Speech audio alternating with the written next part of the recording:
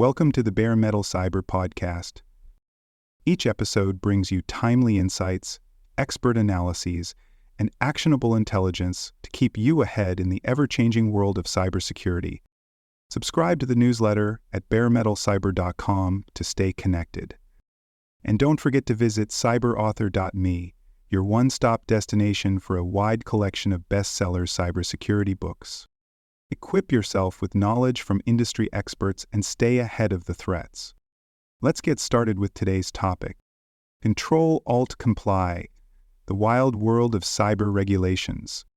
In the ever-expanding universe of cybersecurity regulations, global organizations are finding themselves caught between a compliance rock and a legal hard place.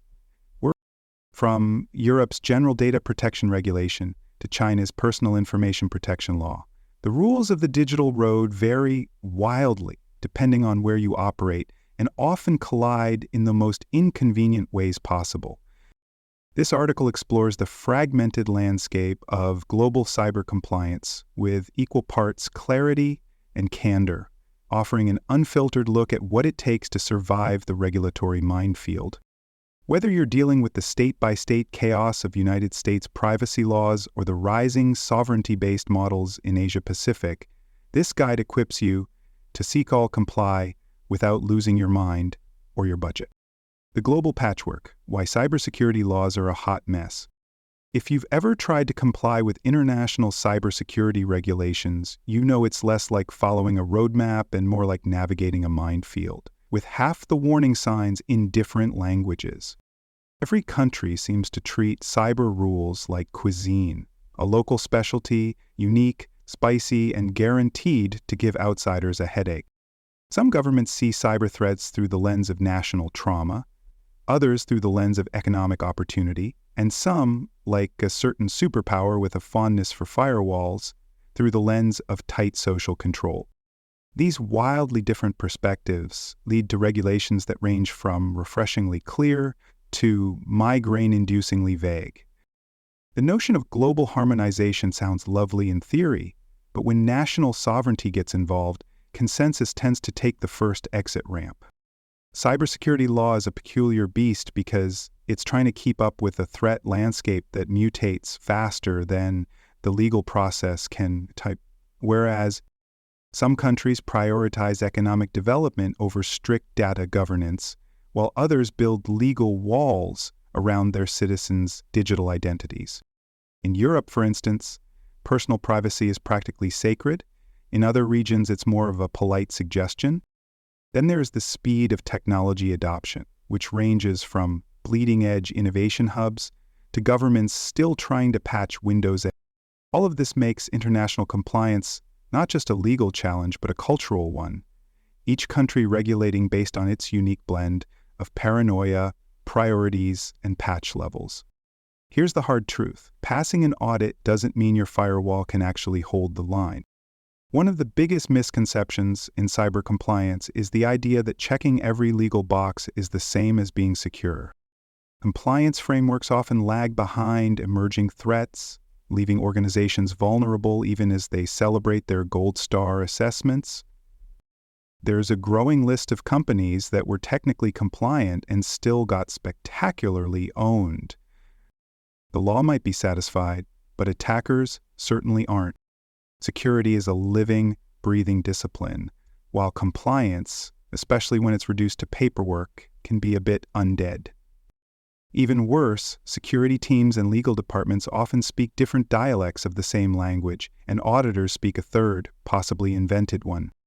Regulators might define personal data in a way that excludes something critical to threat actors, while legal teams scramble to interpret breach notification rules that change faster than software versions.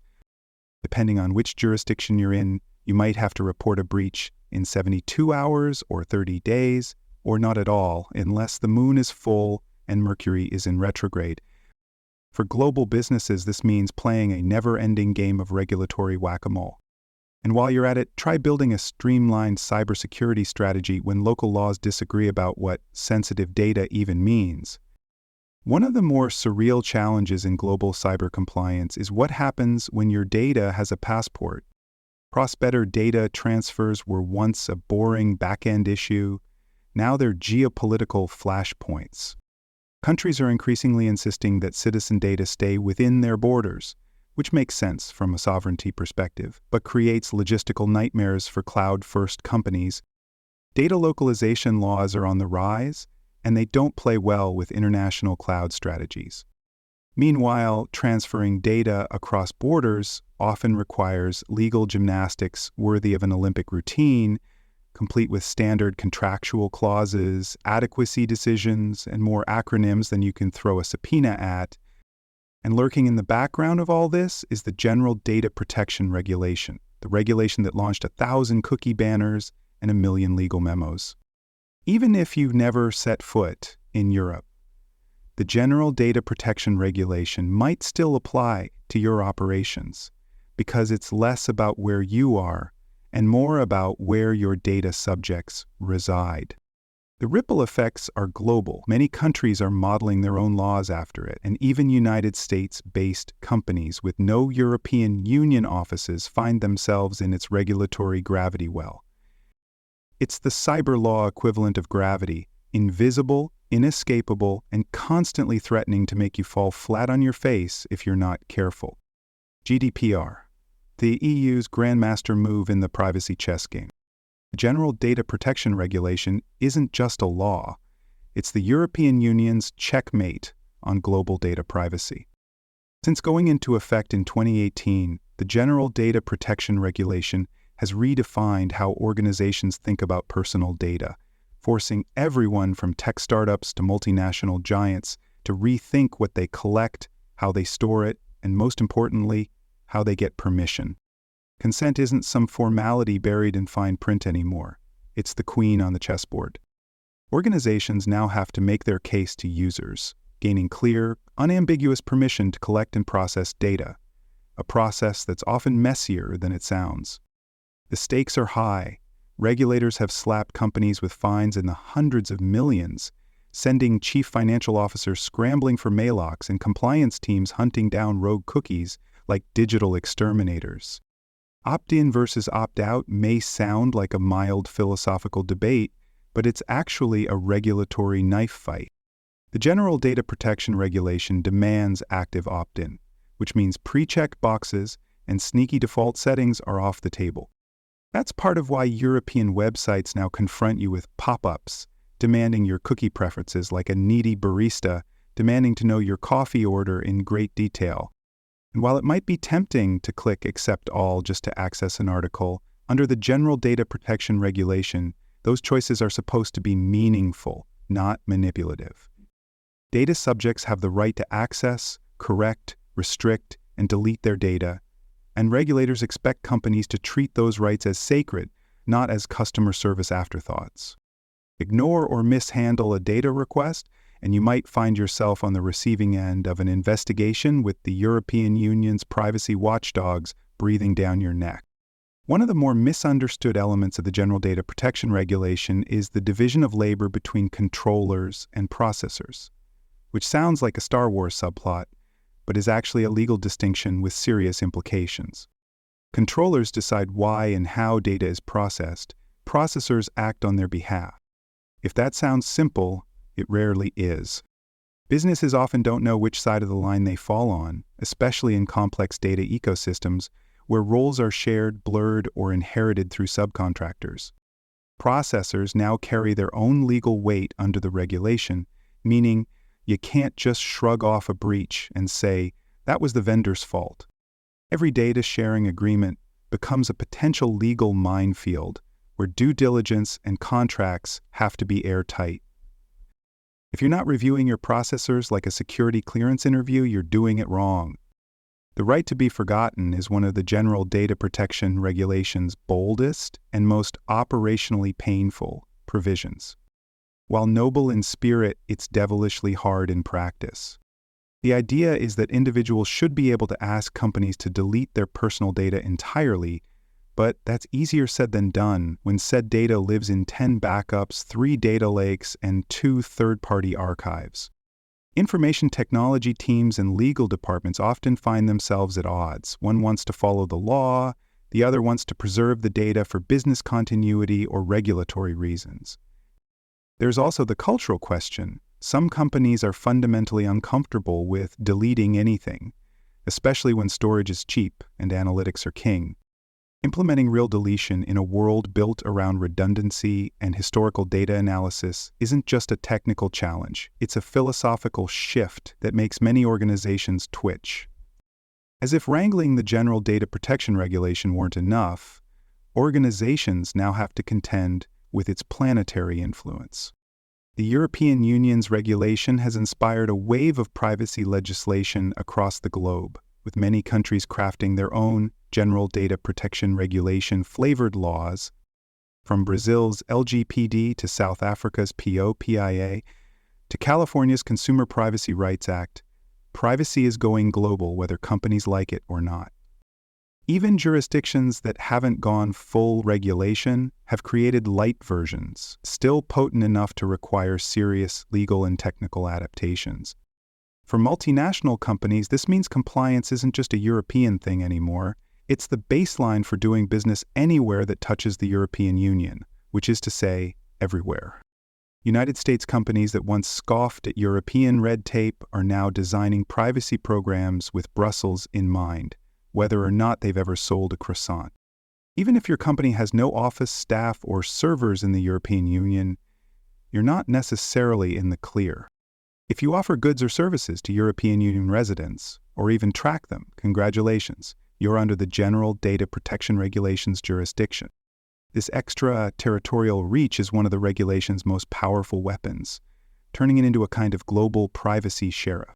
The result is that even companies that previously considered themselves outside Europe's orbit have been pulled into compliance out of sheer necessity. The regulation's legal and ethical framing has shifted the conversation around data worldwide. Love it or hate it, the General Data Protection Regulation has made privacy a boardroom issue, a budget item, and for better or worse, a permanent part of the cybersecurity conversation. The United States patch quilt, federal silence, state noise. When it comes to data privacy, the United States is less a united front and more of a regulatory quilt, stitched together by the states fraying at the edges and missing a few panels entirely. Unlike the European Union's all-encompassing General Data Protection Regulation, the United States has no singular federal law covering data privacy and cybersecurity for everyone. Instead, it leaves that heavy lifting to a mix of state legislators and industry-specific agencies, resulting in a confusing mess of rules that differ not only by zip code, but also by vertical market. California has gone full trailblazer with the California Consumer Privacy Act and its successor, the Consumer Privacy Rights Act, redefining what consumers should expect in terms of data rights. Meanwhile, the New York Department of Financial Services has stepped in with its own set of rules for financial services. The Health Insurance Portability and Accountability Act continues to govern health data like it's 1996, and the Gramm-Leach-Bliley Act hangs in there for the financial sector. Other states, watching the spotlight fall elsewhere, have either rushed to imitate or quietly passed the popcorn. The result is a state-driven landscape where no two compliance programs look the same, even if the companies behind them offer nearly identical services. Healthcare, finance, and education each dance to the beat of their own regulators. The Department of Health and Human Services, the Securities and Exchange Commission, the Department of Education.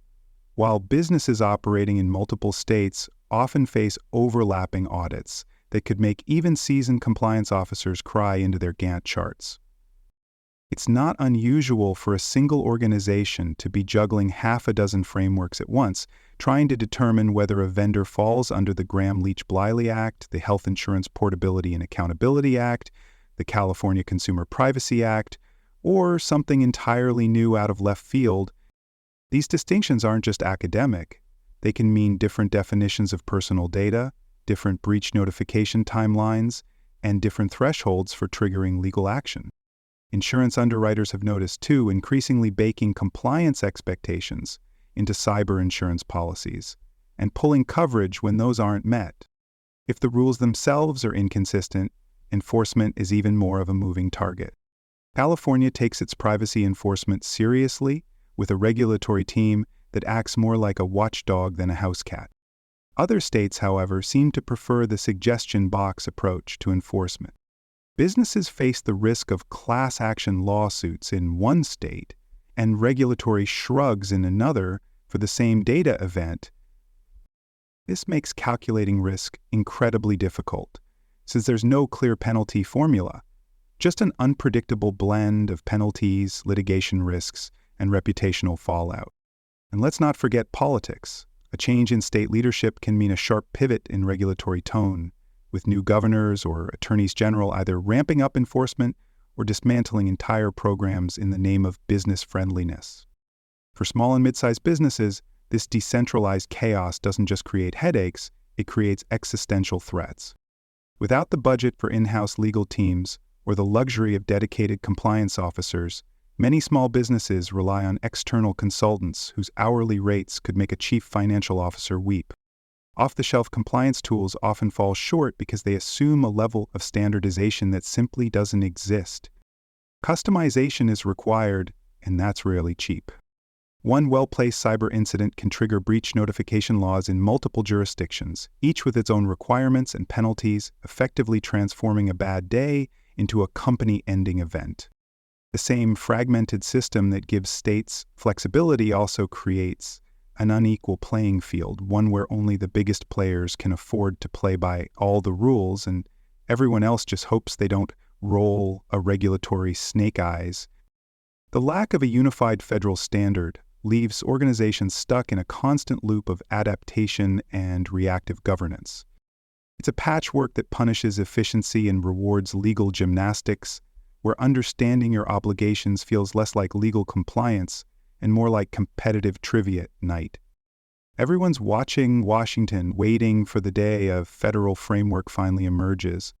Until then, businesses will continue dodging privacy potholes, negotiating conflicting mandates, and hoping that this year's state legislative session doesn't introduce a brand new flavor of cyber compliance chaos to navigate.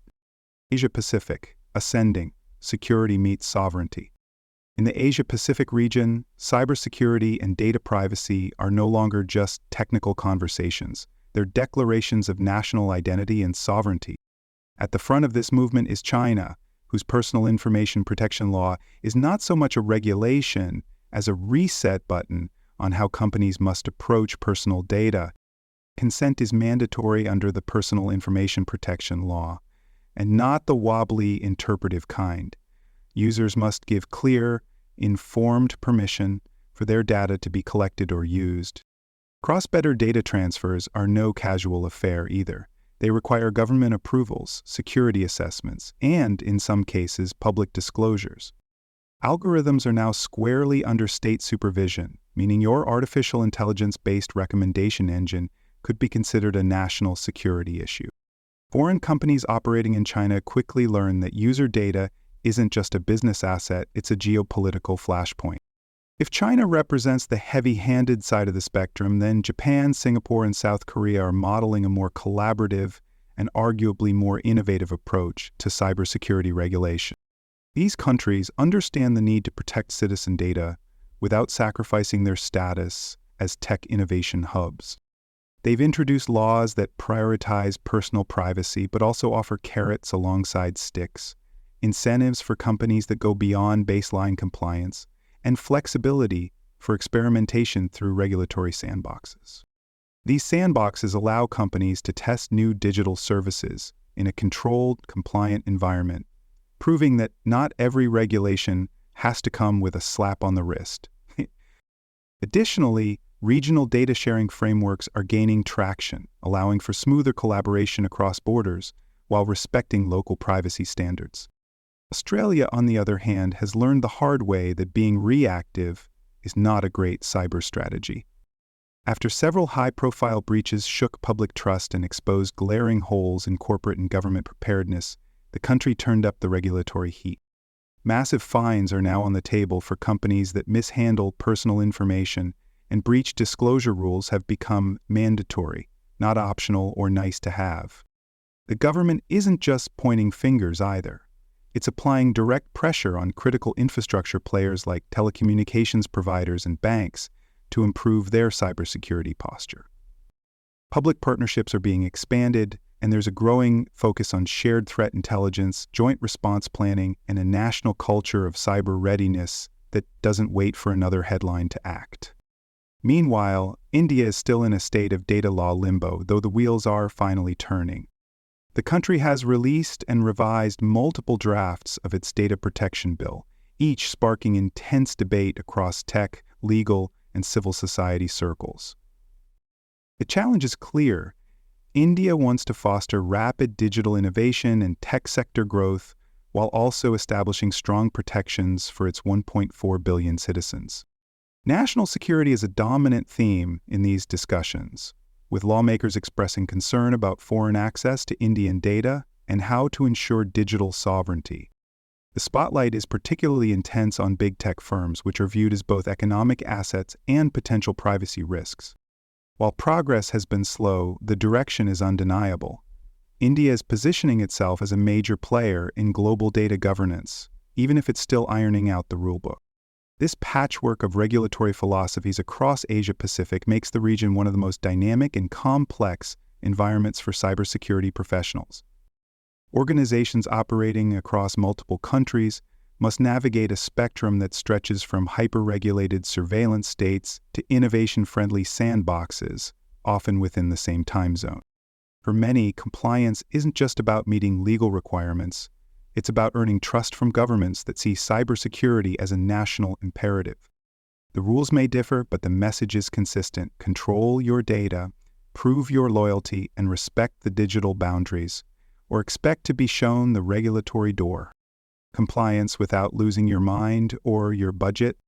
Compliance doesn't have to be a financial black hole or a bureaucratic abyss. With the right frameworks in place, you can build a sturdy foundation once and then flex it across borders without reinventing your policy wheel every quarter. Standards like ISO/IEC 27001 offer a global baseline for information security, giving you a common language that regulators and auditors alike understand, even if they speak in acronyms. Pair that with the National Institute of Standards and Technology cybersecurity framework, and you've got a powerful translator to map controls across wildly different jurisdictions. Privacy impact assessments are another universal tool that can bridge legal gaps while showing your organization is serious about risk. And for those already drowning in acronyms and obligations, regulatory technology platforms offer automated lifelines that track changes in laws faster than you can say, "New amendment." Keeping everything centralized doesn't mean running everything from a single compliance bunker. The most effective organizations create a strong central nerve center for oversight, while empowering local teams to interpret and act within their jurisdictions. This model avoids the bottleneck trap. Compliance decisions don't have to travel the globe for approval, and ensures those closest to the issue can respond with agility. Risks shouldn't be evaluated once a quarter. They should be visible in real time, flashing on a dashboard that actually means something. If you're still manually updating Excel files and sending them around via email like it's 2008, it's time to step up. Dashboards don't just look good in executive briefings. They actually help teams focus on what matters, when it matters. Technology can turn compliance from a slow burn to a streamlined process if you deploy it with purpose. Automation isn't about replacing your compliance team. It's about liberating them from the repetitive, soul-sucking tasks that keep them from tackling real risks. Start with data discovery tools that help you pinpoint where personal data lives in your environment, because flying blind is a great way to crash. Policy engines can take your multi-jurisdictional headaches and turn them into coherent enforcement mechanisms, automatically adjusting protocols to fit local laws. Alerting systems can flag new regulatory threats the minute they appear, and internal support tools like chatbots and wikis ensure your people get the answers they need without blowing up Slack channels or holding 17 status meetings a week. Even the best policy won't protect you if your employees think the General Data Protection Regulation is a rock band, or assume personally identifiable information is some kind of financial index. Training has to evolve past the standard slideshow coma-inducing sessions and become something people actually learn from. Scenario-based simulations like phishing attacks or data mishandling challenges let staff see the consequences of mistakes in a risk-free environment. Tailor your training to specific roles so finance, human resources, information technology, and marketing aren't all being lectured on the same irrelevant content. Gamification isn't just for kids or overhyped apps. It boosts retention, drives engagement, and adds a little competitive spirit to an otherwise dry topic. And forget once-a-year compliance marathons. Micro-learning throughout the year ensures people stay sharp, informed, and just a little paranoid in the right way. For all its complexity, compliance doesn't have to be a soul-crushing, budget-devouring exercise in futility. When approached with strategy, smart tooling, and a little creativity, it becomes part of your organizational muscle, something that adapts, responds, and supports your mission rather than slows it down. The laws may keep changing, but with the right mindset and systems in place, your sanity doesn't have to. Conclusion. Cybersecurity compliance today is less about mastering one set of rules and more about learning to dance across a global regulatory stage that changes choreography mid-performance. As governments assert digital sovereignty and users demand more control, organizations must navigate a maze of legal frameworks, cultural expectations, and operational hurdles. It's not easy, but it's not impossible either. With the right framework, smart automation, and a commitment to practical education, compliance can evolve from a reactive cost center into a proactive pillar of trust. The world may not agree on one privacy law, but your organization can still lead with clarity, strategy, and sanity intact. Thanks for tuning into the BareMetalCyber podcast, your trusted source for cybersecurity news and insights. Remember to subscribe at BareMetalCyber.com so you never miss an update. And visit cyberauthor.me for bestseller cybersecurity books that equip you with expert knowledge. Until next time, stay secure, stay vigilant.